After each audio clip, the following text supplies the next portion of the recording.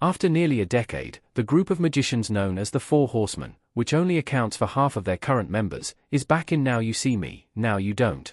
They're still doing silly and over-the-top shenanigans in the name of magic tricks, which are responsible for the entertainment factor in Now You See Me, Now You Don't.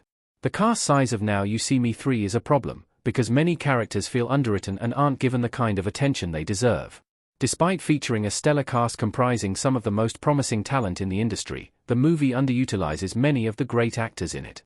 It mostly relies on elaborate set pieces to engage audiences. As is the case with these movies, there are more twists in the third part than you can keep track of. They often rely on loose logic, but they set up unexpected revelations and add some level of intrigue to the flat storyline.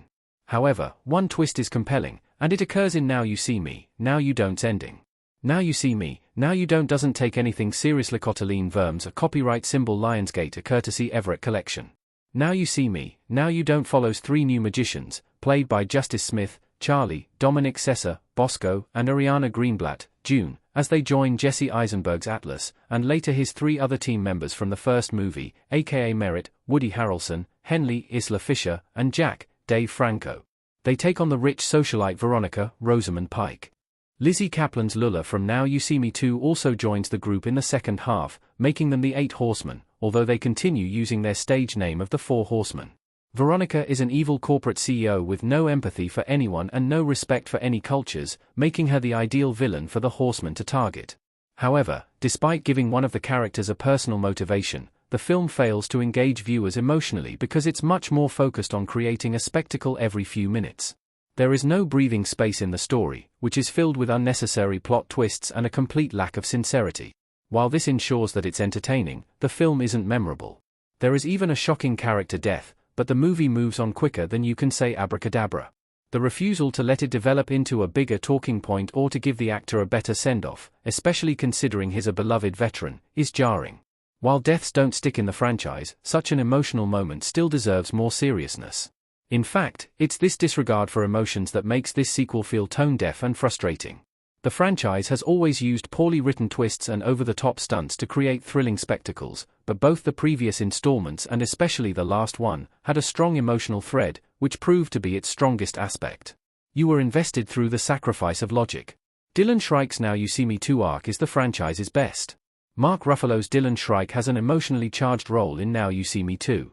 He is out to avenge the death of his parents at the hands of corrupt individuals who, albeit unintentionally, sabotaged his final magic trick that led to his untimely death in front of Dylan's eyes, which makes Now You See Me 2's ending somewhat satisfying. The movie still uses broken logic to explain away the clear gaps in logic and continuity, but there is a reason to be invested in the story. You are rooting for Dylan throughout the movie, especially because it opens with the scene of him watching his father's death. So, despite the over-the-top spectacles, you're emotionally engaged in the movie's events. It is particularly disappointing to see that Now You See Me, Now You Don't struggles to keep you invested despite telling a story of revenge, considering how Dylan's arc was treated in the last movie. The new film doesn't spend enough time setting up the emotional climax, which is why you might feel bored by the constant barrage of spectacles. Dylan's return can make the franchise compelling again. Mark Ruffalo in Now You See Me 2. One of the biggest reasons Dylan Shrike can keep you emotionally invested in the Now You See Me movies is the talent of the actor who plays him.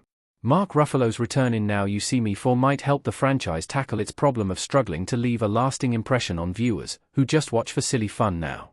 Mark Ruffalo's commitment to his craft makes you feel Dylan's rage in the few scenes where he's allowed to be sincere.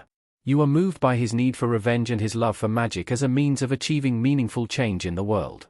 When Dylan talks, you forget how goofy the movies are, even if he's saying something silly.